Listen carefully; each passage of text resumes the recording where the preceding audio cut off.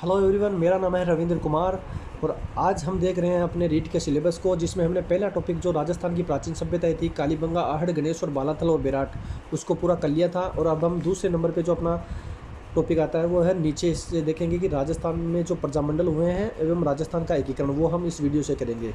इस तरीके से अपना जो पूरा सिलेबस है उसको हम शॉर्ट तरीके से समझेंगे दोस्तों।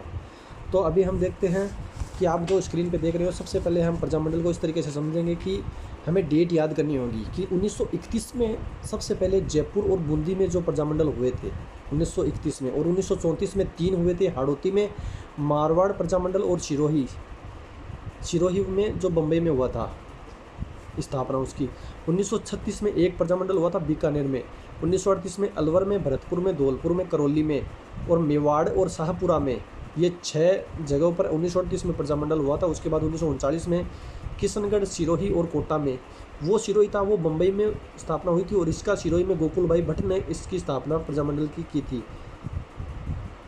उसके बाद अपन देखेंगे 1942 में जो कुशलगढ़ प्रजामंडल है वो है उसका संस्थापक भंवरलाल निगम और कन्हैयालाल।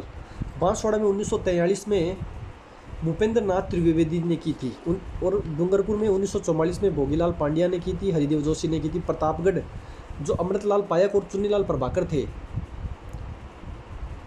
1945 में स्थापना हुई थी और 1945 में ही जैसलमेर में हुई थी।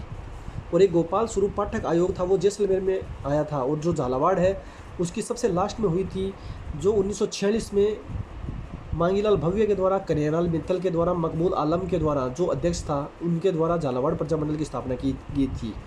1931 में जो जयपुर में था उसका श्रेय तो अर्जुन लाल को गया था। कर्पूर चंद पाटनी के द्वारा जयपुर प्रजामंडल की स्थापना की गई थी और बूंदी में कांतिलाल के द्वारा की गई थी। 1934 में हड़ौती संघ था उसकी पंडित नैनूराम शर्मा के द्वारा की गई थी। और जो सिरोही की थी बुद्धि शंकर त्रिवेदी के द्वारा। 1936 में बीकानेर में जो मगाराम वैद्य है उसके द्वारा की गई थी। इस तरीके से आप समझ सकते हैं कि जो प्रजामंडल है वो ऐसे आपको बहुत हार्ड लगता होगा, लेकिन आप इससे सीक्वेंस वाइज पढ़ेंगे तो आपको बहुत ईजी लगेगा दोस्तों। और अब अपना जो दूसरा टॉपिक है इसके साथ में ही ये सिलेबस में अपने ये दिया हुआ है प्रजामंडल एवं राजस्थान का एकीकरण। तो अभी हम राजस्थान का जो एकीकरण है वो देखेंगे दोस्तों। जैसे ये एक बुक है उसकी मैंने जो एक ये नोट्स है शॉर्ट रूप से आप उसको समझ सकते हैं कि जैसे राजस्थान के एकीकरण को एक चरण में समझेंगे हम। जो प्रथम था उसका नाम मत्स्य संघ था और 17 मार्च 1948 को अलवर, भरतपुर, धौलपुर, करौली रियासत इसमें विलीन हुई थी, जिसमें शोभाराम कुमावत को प्रधानमंत्री बनाया गया था। मुख्यमंत्री जो थे उदय भान सिंह धौलपुर जो राज प्रमुख बनाए गए थे और उद्घाटन किया था एन.वी. गोडविल के द्वारा।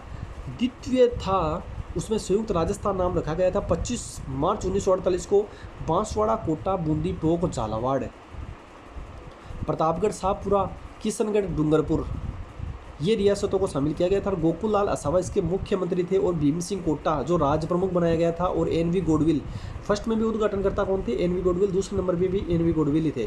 और तीसरे नंबर पे संयुक्त राजस्थान 18 अप्रैल 1948 को बना था संयुक्त राजस्थान, जिसमें उदयपुर रियासत को मिलाया गया था। और माणिक्यलाल वर्मा थे वो इसके मुख्यमंत्री बनाए गए थे। भूपाल सिंह मेवाड़ के थे उनको राज प्रमुख बनाया गया था। और जवाहरलाल नेहरू को उद्घाटन करता रखा गया था। तीसरे नंबर पे थे जवाहरलाल नेहरू। और चौथे नंबर पे वृहत राजस्थान था। 30 मार्च 1949 को संयुक्त राजस्थान जयपुर, जोधपुर, जैसलमेर और बीकानेर रियासत जो चारों रियासतें थी उनको मिलाया गया था। और हीरालाल शास्त्री है उनको मुख्यमंत्री बनाया गया था। और मान सिंह जयपुर है उनको राज प्रमुख और उद्घाटन करता थे सरदार वल्लभ भाई पटेल। तो हम ऐसे देख सकते हैं कि दोस्तों की पहले नंबर पे शोभाराम कुमावत थे, दूसरे नंबर पर गोकुललाल असावा थे, तीसरे नंबर पर माणिक्यलाल वर्मा जो मेवाड़ के समय, उदयपुर के समय पे थे। और चौथे नंबर पे जो जयपुर, जोधपुर, जैसलमेर, बीकानेर थी उस टाइम पे हीरालाल शास्त्री मुख्यमंत्री थे। अब पंचम चरण जो वृहत राजस्थान बोलते हैं इसको 15 मई 1949 को वृहत राजस्थान मत्स्य संघ का विलय कर दिया गया इसमें। और छठा था वृहत राजस्थान 26 जनवरी 1950 को वृहत राजस्थान पांचवा चरण देलवाड़ा और आबू क्षेत्र के अलावा सिरोही क्षेत्र को मिलाया गया।